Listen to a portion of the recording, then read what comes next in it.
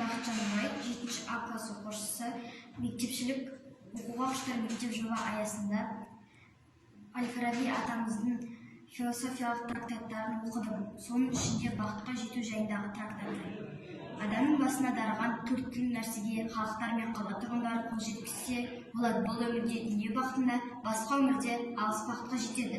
Олар теориялық ізгіліктер, ойшылдық ізгіліктер, этикалық ізгіліктер және практикалық дүниелер. Ар-ұждан алдындағы адалдық өз қадір-қасиетіне, ізгі іс-әрекетіне байланысты. Мінез-құлық міні рухани кеселге жатады.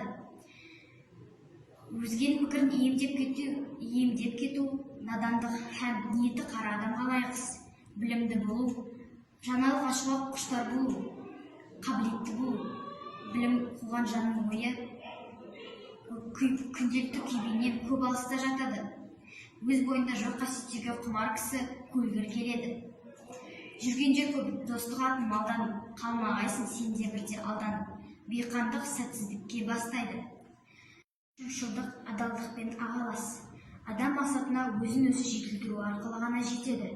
Өз бойында жоқ қасиеттерге құмар кісі көлгір келеді. Ғылым адам санасына болмысы бөлек, ерекше ұтқыр ұғымдарды орнықтыру арқылы ғана терең ұялайды.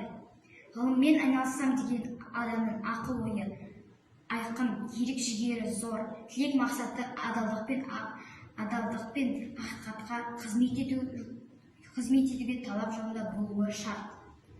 Ақырет сөзбен қарасам, дүние ғажап, сен есік. Жақсы көзбен қарасам, дүние қоқыс, сен меншік. Оқуға құштар мектеп жоба аясында өз сыныптастарымды, оқушыларды Әл-Фараби атамыздың трактаттарын оқуға шақырамын. Білімнің кілті ізденісте, сондықтан барлықтарыңызды ізденуге, кітап оқуға, Әл-Фараби атамыздың философиялық трактаттарын оқуға, Абай атамыздың қара сөздерін оқуға шақырамын.